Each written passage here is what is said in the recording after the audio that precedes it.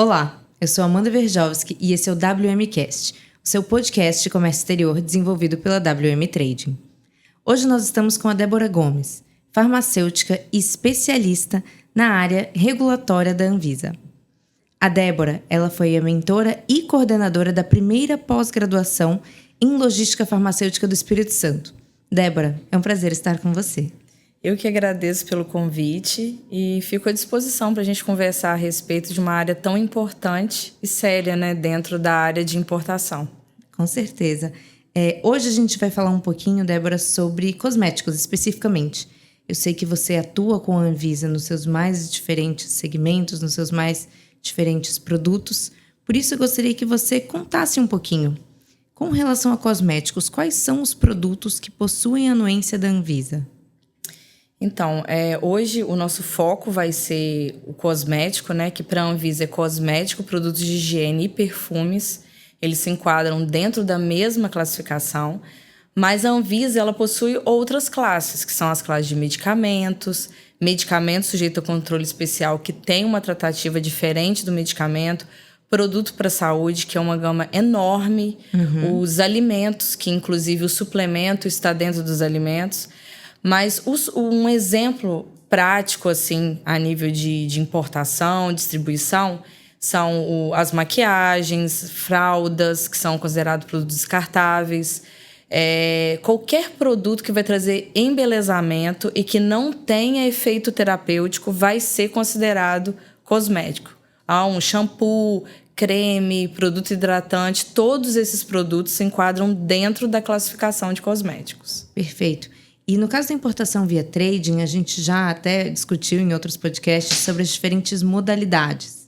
Nesse sentido, como que é a diferenciação, por exemplo, na modalidade por conta e ordem, versus quando o importador, ou seja, o encomendante final, faz a importação sozinho, especificamente de cosméticos dentro desse universo da Anvisa? Então, que toda vez que a gente fala em importação, a maioria das empresas, os clientes e o próprio adquirente, ele acha que é tudo igual. Aquela empresa ela está autorizada a importar, ela pode importar de qualquer forma. Não. Existe a autorização, que a gente chama da empresa, né? Que ela não é do produto, ela é da empresa, que a gente chama de AFE, né? O AFE, né? No mercado, escuta as duas formas, né? E existe a AFE por conta e ordem e encomenda, e existe por conta própria. A diferença por exemplo, a WM tem as duas modalidades. Ela tem por conta própria e tem por conta e ordem e encomenda. Quando a gente fala de Receita Federal, por conta e ordem e encomenda não é a mesma coisa. São modalidades distintas. Mas para a Anvisa é a mesma autorização. Ela considera por conta e ordem e encomenda a mesma autorização. E a por conta direta, não. Ela vai ser uma outra autorização. Mas tem particularidades? Sim. A por conta e ordem e encomenda, o próprio nome já diz. Ela é uma AFE administrativa. Ela não vai poder distribuir esse produto, ela não vai poder armazenar. Ela apenas vai fazer a importação por conta e ordem ou encomenda. Ou seja, desculpa te interromper, mas existe uma diferenciação na própria liberação, né? Exato. Que é a criticidade de como esse processo vai acontecer, né? Por conta direta, ela já vai poder notificar, registrar os produtos no nome dela, e ela pode importar e distribuir e armazenar. Então, quando a gente fala de uma AFE para importação por conta e ordem encomenda, é administrativa, que inclusive é um perfil da WM, né? Porque a WM é especialista, tem know-how, é o core business, né? Não só pela forma direta, como a forma indireta. Mas muitas vezes o cliente ele quer regularizar esse produto e ele fala, mas a trade só tem... Porque existem as trades que só tem a AFE por conta e ordem e encomenda. Essa não poderia estar registrando, notificando, regularizando o produto. Mas no caso da WM, ela tem as duas modalidades. Perfeito. E no caso das diferenciações, porque como a gente sabe, existem produtos que eles têm graus, né? Você mesma citou. Então tem a certificação, vai ter só o registro, tem a notificação, se não me engano. E como que acontece essa diferenciação? Todas elas seguem a mesma regra? Então, não. Tudo vai ter uma regra. Inclusive, até mesmo para a gente classificar o produto dentro da classe de cosméticos, nós vamos seguir as regras, que são as resoluções da diretoria colegiada, que todo mundo conhece como RDC, né? Ela que vai estabelecer, e isso nunca vai ser uma regra. Por exemplo, para cosmético, todo cosmético a gente vai seguir aquela regra. É por isso que entra nessa classificação, como você disse, grau 1 e grau 2, né? A maioria dos cosméticos vão ser grau 1, que a gente vai notificar. A gente não vai registrar esse produto. O processo é muito mais simples, né? Mais rápido, né? Mais rápido, só que ele é perigoso se ele for feito de forma errada. Claro. Porque muitas vezes ele não tem uma avaliação prévia. Por isso que ele é rápido. Então, se eu quisesse colocar uma receita de bolo nesse processo, um exemplo assim bem drástico, eu poderia obter um número de notificação.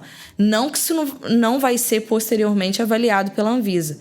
Até mesmo já teve situações em alguma notificação não ter sido, por exemplo, não foi acompanhado pelo especialista. Foi feito por alguém que se aventurou e fez essa notificação. No ato do deferimento da LI, que é uma situação que, por exemplo, nós da FUPharma, a gente não faz deferimento da LI. Quem faz isso é a WM Trade. Isso. A gente faz somente a parte regulatória, que é a parte de regularização da empresa e do produto. Mas quando eu vou liberar essa importação, que seria o deferimento da licença de importação, não é já a nossa área. Perfeito. Então, o que pode acontecer? Se nessa notificação faltou alguma documentação, que no ato do deferimento da importação identificaram essa falta de algum teste, alguma coisa que deveria ter e não tem, essa LI ela pode entrar em exigência nesse momento. E aí a gente não consegue seguir. Não consegue. Por exemplo, com desembaraço. Exatamente, não consegue desembaraçar o produto. O que pode acontecer também, que é mais grave, é exatamente o teste que foi solicitado não ser um teste rápido. Porque se faltou um teste do fornecedor, é possível fazer em território nacional. Mas aí eu teria que ter uma liberação para amostragem com finalidade de teste, que é a importação pré-determinada. E eu preciso já ter a AF da empresa. Porque agora, o que a gente está falando aqui? A gente está falando da regulação do produto. Especificamente. Específica do produto e não da empresa. E para eu iniciar uma regulação do produto, é um pré-requisito eu ter a AF. Ou seja, são duas coisas totalmente diferentes e que uma depende da outra. Uma depende da outra. Eu não consigo começar uma regularização do produto sem regularizar a empresa. A regularização da empresa vai ser igual, entre aspas, porque essa regularização, ela depende de um processo municipal, que aí, mudando o município, a exigência vai ser alterada. Mas, Débora, a lei não é para todas? Só que a lei, ela é passível de interpretação. Claro. Seja ela um pouco mais rigorosa ou um pouco menos rigorosa. Então, por exemplo, eu estou no município X. Aquele processo pode ser mais rápido. Ou aquele processo pode ser mais devagar, dependendo da fila de análise. Porque se eu entrei hoje, aquele que já está 3 meses lá esperando uma análise, porque isso ocorre dependendo de grandes municípios, né? Porque a vigilância, dependendo também do nicho de mercado. Porque se aquele município tem ele é totalmente industrial, ele vai ter uma quantidade maior de processo nesse sentido. Agora, se você pegar um interior de algum estado, aquilo ali pode ser que seja avaliado, dependendo da situação, mais rápido ou não. Porque esse processo pode ser analisado a nível estadual.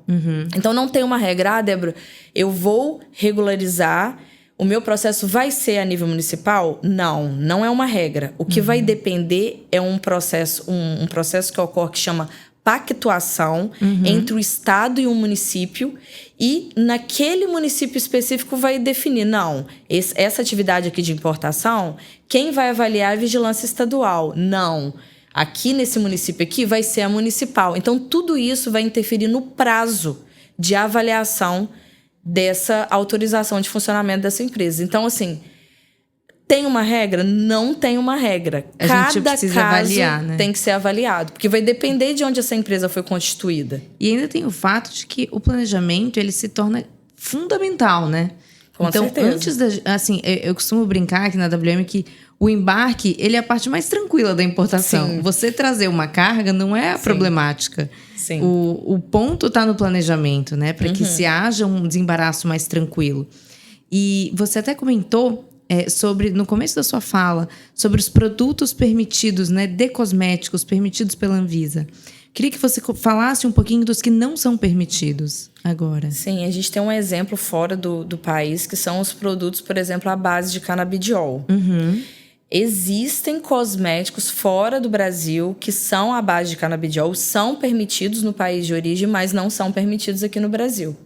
Nenhum cosmético à base de canabidiol é permitido aqui no Brasil. E lá fora tá fazendo tanto sucesso, assim, né? Sim, só que eu preciso finalizar porque isso pode dar uma dupla interpretação, porque hoje é autorizado os produtos à base de canabidiol, só que eles não são classificados como cosméticos. Entendi. Eles são classificados como medicamentos sujeitos a controle especial.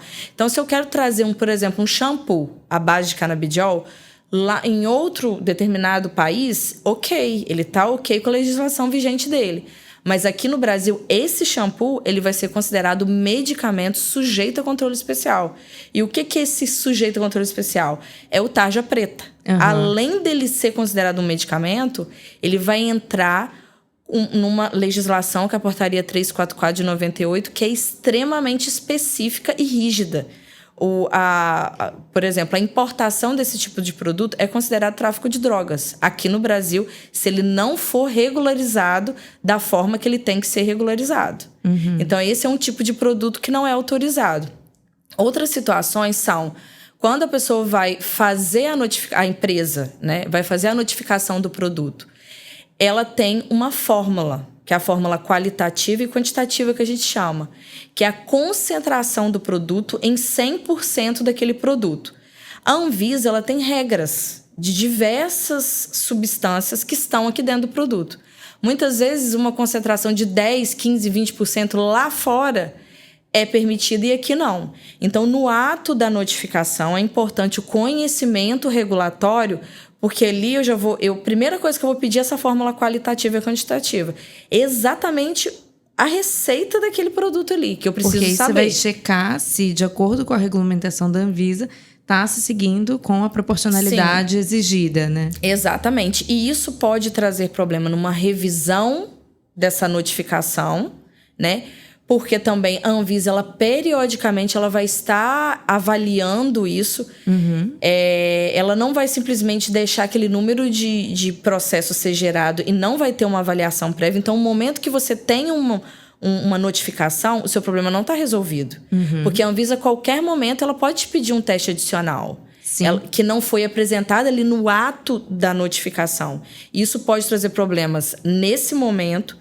Pode trazer um problema futuro, porque se esse produto estourou a nível nacional, a capilaridade dele já está imensa, a distribuição dele está enorme. A Anvisa vem e faz uma exigência que ele não consegue cumprir de algum teste, de alguma situação. Esse produto pode entrar em recall. E aí isso pode quebrar a empresa, fazer a logística reversa desse produto. Então, assim, parece uma coisa simples, mas que se ela não for bem avaliada nesse estudo de viabilidade que eu chamo, é necessário que tenha o estudo de viabilidade do produto.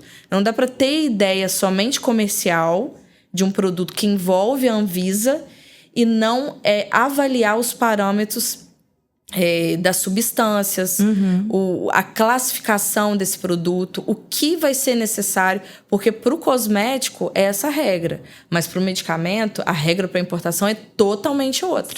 Né? E aí entra numa questão que pode inviabilizar completamente a importação devido à característica daquele produto em si. E falando um pouquinho sobre prazo, a gente está falando muito das notificações. Essa notificação, qual que é o prazo dela antes da empresa precisar renovar para aquele tipo de produto específico? Então, a notificação ela é rápida do cosmético, mas ela exige que a empresa tenha AF, é um pré-requisito. Então, se eu não tenho nada da empresa, no mínimo eu vou demorar uns 6 meses para conseguir notificar esse produto. Porque eu preciso da adequação entre o responsável técnico dessa empresa e o conselho dele, entre a vigilância sanitária e entre a Agência Nacional de Vigilância Sanitária. Isso tem que ser antes. Eu não consigo dar entrada no peticionamento sem ter a autorização, que é a AF, a autorização da empresa. Já a notificação, quando eu vou entrar no produto, em torno de 10 dias é o suficiente para a gente montar o dossiê técnico e fazer o peticionamento dessa notificação. Em 10 dias a gente consegue, se foi entregue toda a documentação. E essa documentação tem que estar ok. Claro. Né? Porque se tem alguma substância ali, por exemplo, aí eu quero trazer esse hidratante. Tem uma substância errada nesse hidratante. Eu vou falar, não, essa substância aqui não é permitida, não visa, vai ter que ser retirada do produto. Isso vai ter que ser comunicado ao P&D, que é a parte de desenvolvimento de produto do seu fornecedor. Isso vai aí ter tem que desenvolver um produto. Desenvolver, tirar isso do produto, que pode ser impactante, porque muitas vezes é exatamente aquela substância que dá aquele efeito do produto, e aí já... É obrigatório que seja retirado. Exatamente. Então, assim, tempo de notificação, rápido, em 10 dias se tiver tudo. Mas eu dependo de outras coisas para que eu faça a notificação. Já o registro, que é o grau 2, geralmente protetores solares são registrados. Alguns produtos de uso infantil, dependendo do produto, vai ser registrado.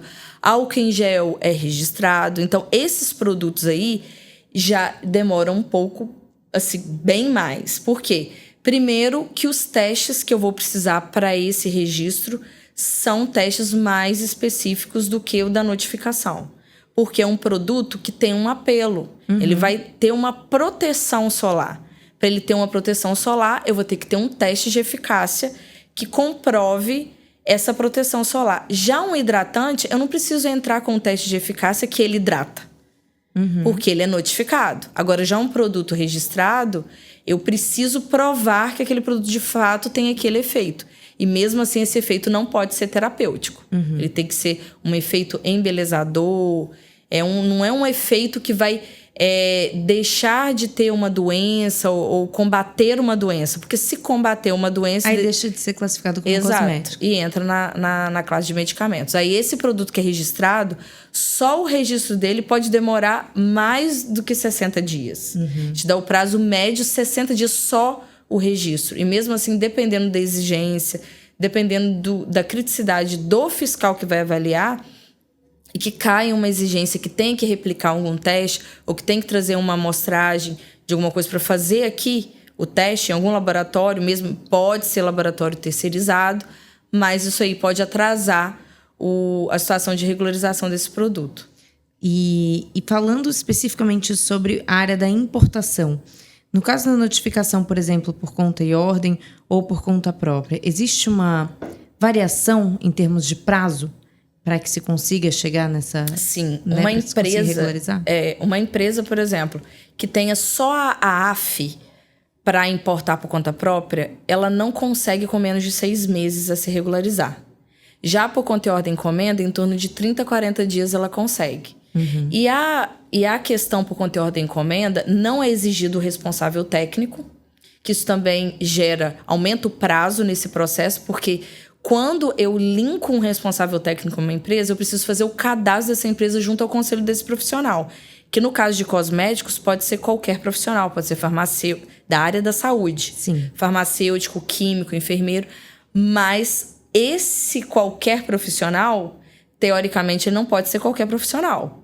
Porque ele vai responder legalmente por todo esse processo. Então, ele precisa entender o que ele está fazendo. É conhecer a própria empresa, né? E conhecer a empresa, exatamente. Porque se chega um produto que ele não conhece, ele fala, não, é dessa forma, ele vai prejudicar todo o percurso dessa importação. Que aí lá na frente que vai entender que faltava aquele teste, que faltava aquela documentação. Por isso que é muito importante a sinergia da trading com o regulatório. Porque o regulatório ele vai impedir que vários problemas lá na parte do deferimento mesmo da LI não ocorram. E quanto tempo e quanto custa para que se tire uma AF? Essa é uma dúvida que a gente escuta assim, com muita frequência. Mas ok, eu preciso tirar uma AF, eu já levantei essa necessidade, mas quanto custa, Porque né? na modalidade, né, de importação por conta e encomenda, o adquirente ele vai precisar de uma AF para fechar esse deferimento de LI. E aí a gente tem várias situações que favorecem esse tipo de importação, principalmente, né, em alguns estados que têm incentivos fiscais para viabilizar esse tipo de operação e dentre outros motivos. Então, o que eu vou levar em consideração para essa AF é se essa empresa vai terceirizar ou não a armazenagem. Porque quando você fala de um produto de interesse à saúde, que o cosmético é um produto, né? Eu falo, mas só um hidratante é tão simples, eu só quero trazer um hidratante. Mas esse hidratante simples, pode né? trazer um problema seríssimo devido a uma reação de hipersensibilidade, irritação, cegueira. Pode fazer vários problemas à saúde do usuário, que no nosso caso aqui vira um paciente. Ele não é só cliente, ele é paciente. E nesse contexto, eu não posso, porque isso é o que mais querem. Eu só quero importar. Eu vou importar e eu vou entregar diretamente ao cliente. Não é assim que funciona. Por quê? A Anvisa, ela quer saber quais são os perigos nessa armazenagem. E se você chegar no seu cliente e o seu cliente não puder receber esse produto, ele vai ficar onde? Ele vai ficar dentro do veículo? Dentro do veículo, ele pode atingir temperaturas que ele não poderia estar, por exemplo. Dentro do veículo, ele pode ter... não se sabe aonde esse veículo parou. Então, assim, eu não consigo manter um sistema de gestão da qualidade em que eu necessário, né? Se eu não definir aonde que vai ser minha armazenagem. Então, primeiro, essa armazenagem tem que ser definida. Se esse adquirente ele tiver armazenagem própria, ele vai gastar um pouco mais, porque eu vou precisar adequar essa área dele. E diversos municípios do Brasil é exigida a aprovação de projeto para isso. Alguns não. Então, já entrou aí numa especificidade do município. Porque se eu tenho que aprovar projeto, eu preciso ter uma arquiteta ou uma engenheira civil para poder estar fazendo esse projeto. Tem que ter uma RT do CREA. O responsável técnico, ele não vai ter CREA. Ele vai ter ou farmácia, ou biomedicina, ou químico, ou engenheiro químico. Então, ele não pode assinar por esse projeto. Ele é extremamente importante a sinergia entre esses dois profissionais, porque é o responsável técnico ou a consultoria que vai entender da parte da RDC, que é o que precisa ter nesse ambiente. E o arquiteto... Controle de temperatura, por exemplo. E também segregação. Restrito, o que tem contaminação cruzada ou não. Qual é realmente... Você trabalha com o quê? Na faixa de você tem um medicamento ou um produto termolábil, porque hoje nós já temos cosméticos que precisam de faixas mais específicas de temperatura, como 15 a 25, porque senão ele pode dar ranço e a estabilidade ser comprometida daquele cosmético. Às vezes, até, o que você falou, na interação com outros, isso também pode fazer com que haja perigos na saúde humana. Exato, porque você pode contaminar um produto com, por exemplo, tem empresas que elas estão autorizadas, inclusive a WM. A WM ela tem a autorização também de alimentos. Mas isso é muito bem definido, onde é armazenado o alimento. Esse alimento ele não fica misturado com cosmético, por exemplo. Então, isso aí vai interferir no valor. Mas quando a pessoa quer saber um norte de prazo, eu falo entre 4 e 6 meses, num cenário melhor para um pior, porque vai estar assessorado com um especialista. Agora, se a pessoa entrou para aprender, para fazer, não, eu mesmo faço. Tem cliente que é assim, que acha que é simples assim. Isso aí pode demorar 1 ano, 2 anos, pelos erros que ele vai cometer. No meio do caminho. Exatamente. Que a gente já sabe, não, eu já vou fazer isso aqui que vai evitar esse tipo de problema. E quanto tempo essa AF dura sem que haja a renovação. Renovação, exatamente. Ela é vitalícia. Mas Perfeito. aí, quando a gente fala em AF, a gente está falando no âmbito federal. Porque, como eu disse, quando eu vou regularizar uma empresa, eu preciso pensar a nível municipal, que pode ser municipal ou estadual, e depois o federal. Então, quando eu falo da AF, ela é vitalícia, mas esse documento municipal estadual, ele não é vitalício.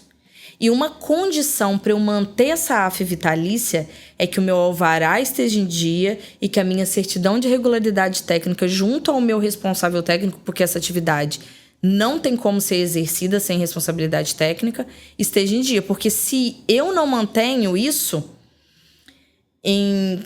se eu tiver algum problema em alguma importação, porque na importação ele já vai pedir, ele não vai me pedir só a AF. Sim. Porque o que é a AF? A AF é uma publicação no Diário Oficial da União, da Anvisa, Agência Nacional de Vigilância Sanitária, concedendo essa autorização à empresa. Para esse CNPJ só que ela está específico. seguida para esse CNPJ específico, mas ela está seguida do restante da documentação. Que aí, por exemplo, é a notificação daquele produto especificamente. Exatamente. Então, tem empresas que vão lá e falam assim, mas eu vou tirar tudo, vou manter tudo aqui, aí eu tiro a AF, fico com a AF vitalícia, e aí quando eu tiver cliente eu ativo. Não funciona assim, porque é uma condição. E se você não mantém os demais documentos regulatórios em dia, né, isso vai além, porque a empresa ela tem outros documentos regulatórios, independente de Anvisa ou não, que é alvará do Corpo de Bombeiros, acessibilidade, alvará de funcionamento da prefeitura, licença ambiental. E tudo isso tem que estar conversando também com o local de armazenamento dos produtos. Exato. Né? E o Espírito Santo hoje eu vejo como ele se antecipou a isso. Então a gente vê muitos CDs no Espírito Santo com todas essas liberações, e hoje a gente vê um desembaraço eficiente no Espírito Santo. Exato. E até mesmo um despacho, né, das empresas. Aí, como você disse isso dos CDs, que a gente chama de operador logístico, aqui no Espírito Santo isso já é uma realidade, não é nada novidade, já é a nossa realidade a nível de logística, que para alguns estados isso é super novidade. Então, o que é possível fazer? Esse adquirente terceirizar uma armazenagem com esse operador logístico, mas ele precisa ter a autorização dele. Então, muitas vezes eles perguntam, mas qual é a vantagem de eu terceirizar? A vantagem é, quando você cai em um município que tem aprovação de projeto para armazenar, você pula essa etapa.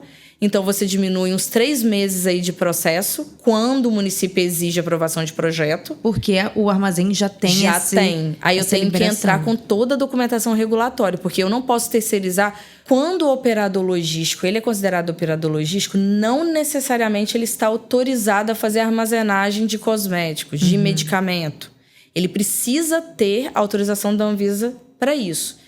E é possível o adquirente terceirizar essa armazenagem de cosméticos com esse operador, mas ele precisa ter a autorização dele para importar.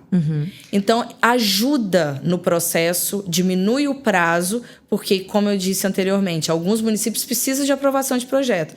Ele pularia essa aprovação não porque ele está burlando, é porque ele vai apresentar a aprovação do projeto do operador, que na verdade eu não entro com a aprovação do projeto dele, eu entro com as AFs dele, porque não teria como ele ter a AF se ele não teve projeto aprovado. Claro. Né?